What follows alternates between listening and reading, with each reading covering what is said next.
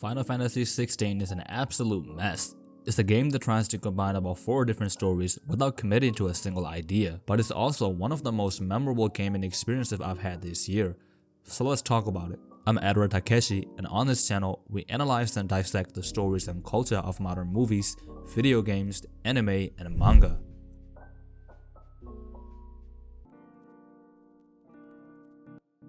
When the demo to Final Fantasy XVI was released, I was absolutely blown away. The most interesting part to me was that the game was presented as this mature medieval tale with warring nations, themes about slavery, corruption, and it just had so much intriguing political motif. So I bought the full thing with no hesitation. But how did the end product turn out? I'll be mentioning major spoilers in this video, so if you haven't finished the game, there is your warning. I was about 4 or so hours into the game, and it wasn't what I expected it to be. Story-wise, just the first 4 hours alone confirmed the fear that I have had for a long time, which is that many of these writers and developers that are working in these big projects, the people that are supposed to be the best in the industry, they're kinda oblivious as to what tropes have become boring and generic in 2023. It's like the average consumer can tell you what's cliched and what's not better than these big-time writers. The first arc of Clive Rosfield, the protagonist of Final Fantasy XVI, is about how he's the dominant of the icon Ifrit. Dominants are human hosts of these monsters that are called icons, and they're central to the story. Clive himself does not know that he's Ifrit. The protagonist, that is some secret host of a forbidden power. He himself is the thing that he hates. That trope became dated like 5 Attack on Titan seasons ago, and the game makes a massive deal out of this accepting himself arc and makes Clive fight a version of himself that is radiating dark black energy.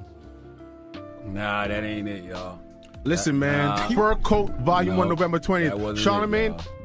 How come Japanese developers of all people think this is still a new interesting thing to do in 2023?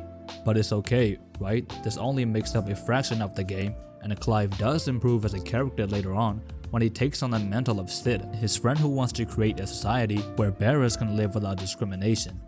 Bearers are people who can use magic without the use of crystals, and they're looked down upon in the world of Final Fantasy XVI. After Sid passed away, Clive sought to complete the mission in his stead, because bearers were also allowed to live without discrimination back in Clive's homeland Rosaria. Thus, by completing the cause, he would have honored both his father and his friend Sid.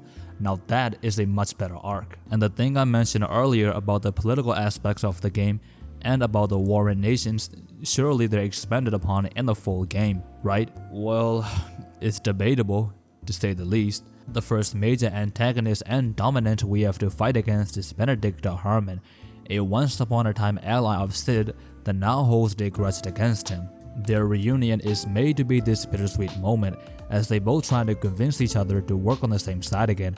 But here's another cliched red flag. We're only shown like 10 seconds of their actual path together. How are we supposed to feel for their bond when we don't know what their bond is? Show don't tell and show don't imply. The game has multiple cutscenes that ran for like 30 minutes straight, and a migraine-inducing amount of mandatory fetch quests. And you're telling me you couldn't have used about 20 minutes of that time to actually flesh out Benedicta's past? The same issues carry over to Hugo Kupka, the next big bad villain after Clive beat and killed Benedicta. Hugo and Benedicta are in a relationship, with Hugo especially being into Benedicta, so after Clive murders her, he's sent into this massive rage, which again we only got to see about a minute of their actual relationship, so it's hard to feel anything for Hugo. And to make things worse, it was implied that Benedicta was merely playing him, but both Hugo and Benedicta died before that plot point was even elaborated on. So what's the point? The sharp, sly, and foxy looking girl is cunning and loves to trick men. How new and original. So far, these characters, they're not very dimensional. It's like the writers want to make them evil one second, and then the next they want to make them sympathizable and misunderstood. But they really don't commit to either idea, so the end product just feels clumsy and ham-fisted. But anyways, moving on, the next big villain is Annabella, the mother of our 2 protagonists, Clive and Joshua. And Annabella is a great villain, and I'm gonna explain the difference between Annabella and Hugo and Benedicta, and why Annabella actually works as a villain. She is brutal towards Clive because he was rejected as the dominant of Phoenix, and he clearly favors Joshua, who was the dominant of Phoenix. She also defected from Rosaria to another nation, the Holy Empire of Sanbreque, and upon learning of Joshua's apparent death and Clive's survival, she continued to make Clive's life absolute hell. She gets plenty of screen time while in Sanbreque too, marrying their emperor and bearing his child Olivia, while also screwing over her stepson Dion by making Olivia inherit the throne over Dion. Why Annabella works better than either Benedicta or Hugo is simple. When you want to establish a big villain, you have to put as much attention and care into him or her as much as you do your own heroes. And you have to decide if they're gonna be straight up evil or misunderstood gray area characters, and once you've decided on which one it's gonna be, you should commit to the idea and adapt to the character. And it's hard to do that with a 5-second cutscene. With Annabella, we saw our heroes and other likable characters constantly get screwed over by her, and her lofty screen time made sure that we had to see her smug, pretentious attitude throughout the game on multiple occasions. So, the vision is clear, right?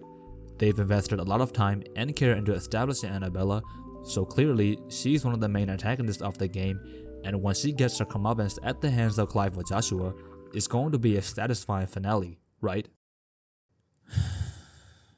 No, they in fact did not do that. Instead, she had an anticlimactic death when she went crazy and took her own life, because Dion went crazy first and killed Olivia, who turned out to be a quote-unquote vessel of Ultima, and we'll get into Ultima, don't you worry. But back to Annabella for a second. After all of that setup, her sudden downfall didn't even have anything to do with Clive. I mean, why? What's the point? I don't know just how many times I asked that question while playing this game.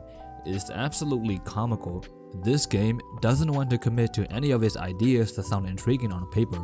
It's mere bait. Almost none of the interesting themes about the warring nations and their leaders matter in the end, nor do they have any real coherency. One nation after another, Clive just goes around destroying the crystals, but the kings from other nations don't even react to those events, like tightening their guards or actively looking for their supposed outlaw.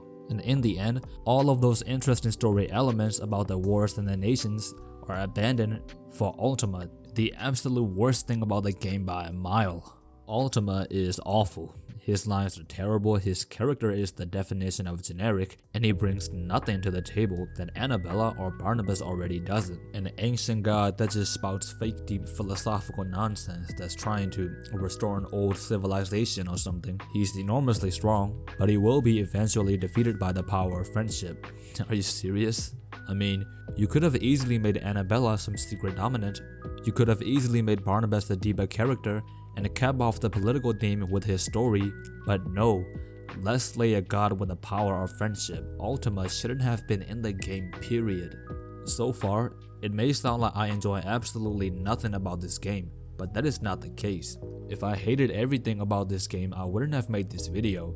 Even though I dislike the majority of it, even the story has its bright spots.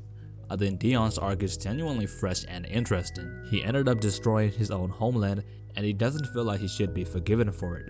Making a character come to terms with himself and his wrongdoings, instead of making him seek some grand self-important redemption arc, it feels very grounded. It's not that this game is flat out garbage or anything like that. This game actually had so many great ideas, it's just that nothing came out of them. And that's the most frustrating part. The same could be said gameplay and performance-wise. It's a mix of uninspired mediocrity and an absolutely breathtaking spectacle with no in-between, unfortunately.